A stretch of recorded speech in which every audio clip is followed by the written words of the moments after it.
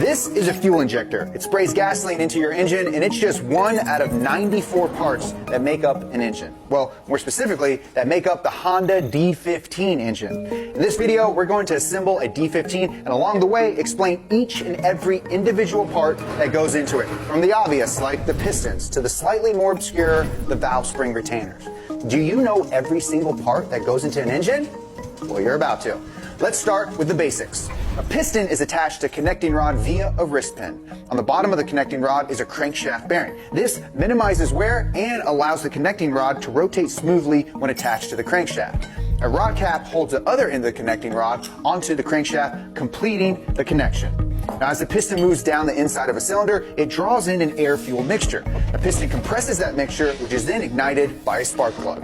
The resulting combustion pushes the piston back down, and then as it returns to the top, it pushes out exhaust gases, and the cycle continues, sucking in air and fuel, compressing it, igniting it, and then pushing out the exhaust. Now that process is what gets the crankshaft spinning, which spins the transmission, which spins the drive shaft, which spins your wheels. Okay, so that's the basics out of the way. But to cover each and every part that goes into this engine, we're going to have to break it down into 6 systems. The rotating assembly, that's the central mechanical system at work.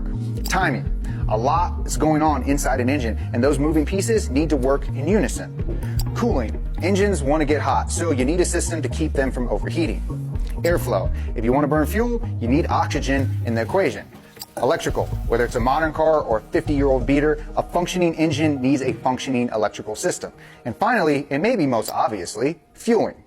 Okay, so in order for compression and combustion to take place, we need a strong sealed combustion chamber. That is our engine block, and it forms the cylindrical walls of the chamber, while piston rings mounted on the outside of the piston ensure a tight seal.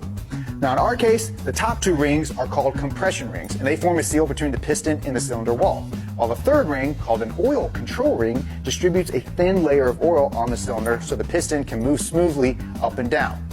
Now inside the block are various coolant and oil passages called galleries to help keep the engine cool and lubricated. Looking at the engine block upside down, you can see the semicircular cutouts that will house the crankshaft, which are fitted with crankshaft bearings and 2 thrust bearings that prevent the crankshaft from sliding back and forth.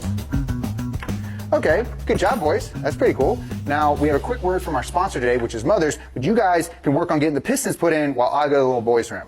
Okay, I gotta take a leave. Bad timing. What's that?